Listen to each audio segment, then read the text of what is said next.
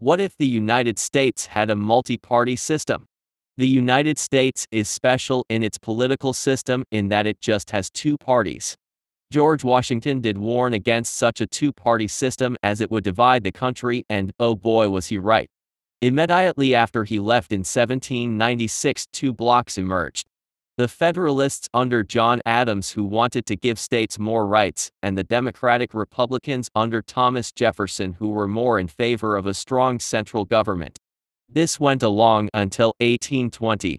Because of their opposition to the War of 1812 that was and is remembered as a victory, they fell out of favor, and in 1820 just one candidate, James Monroe, appeared on the ballots. In 1824 the Republican Democrats actually had 4 candidates running, and that was the first and last time nobody got a majority in the Electoral College, and so the House voted for John Quincy Adams despite of Andrew Jackson having won more votes and more electoral votes.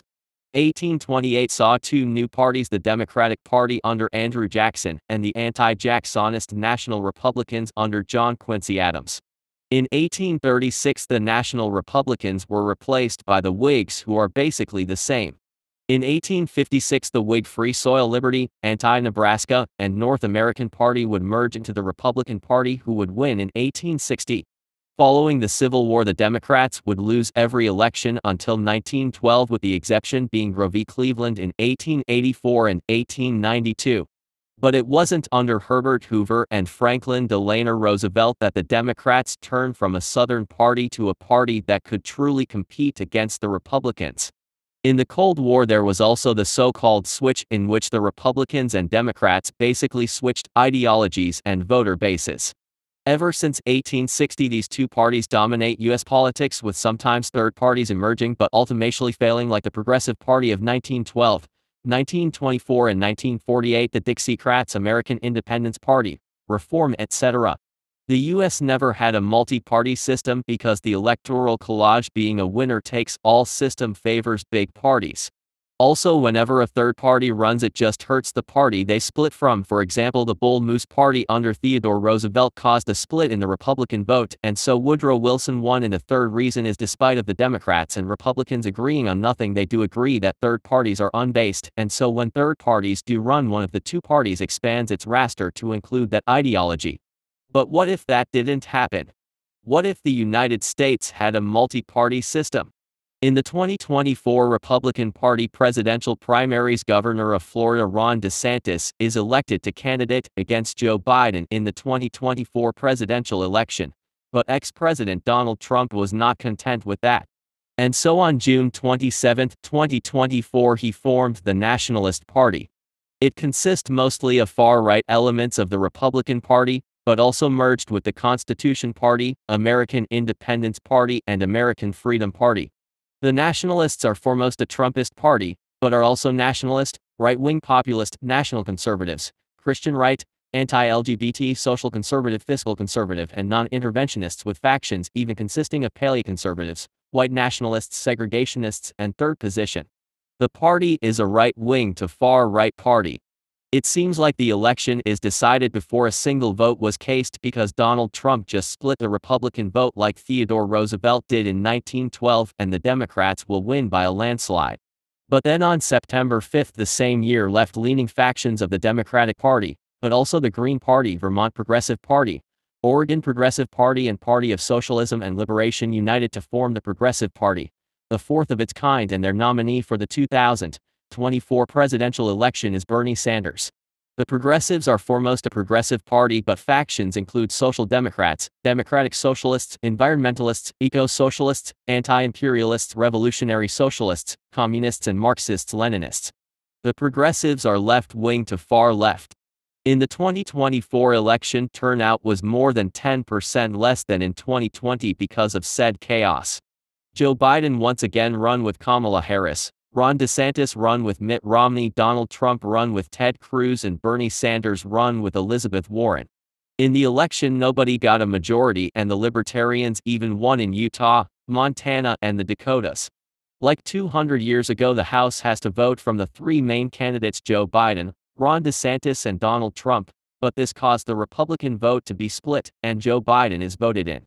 But he finds a divided House and only holds 131 seats, and in order to control a majority forms a coalition with the Progressives who got 96.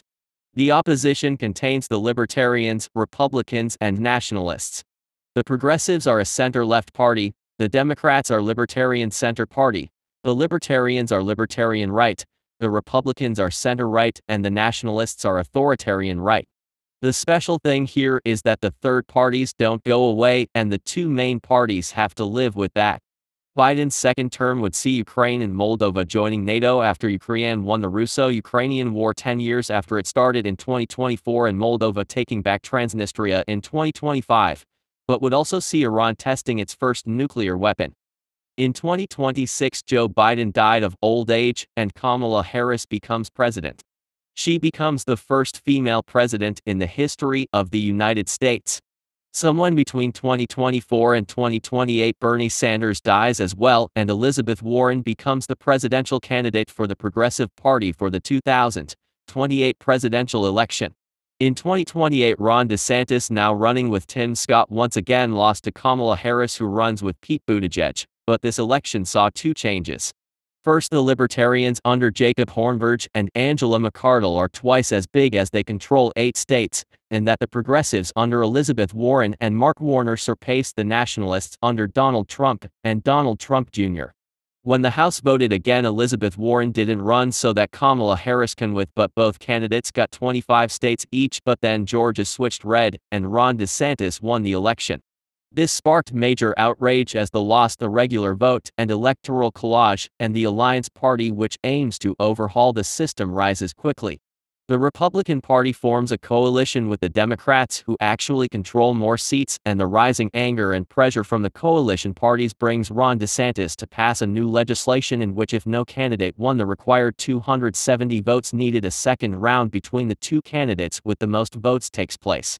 This didn't remove the electoral collage, but progress is progress. Ron DeSantis would also oversee the landing on the Mars and heighten tensions with China. In 2030, Azerbaijan joined the North Atlantic Treaty Organization. The electoral reform made Ron DeSantis popular amongst Americans, which can be seen in the 2032 election.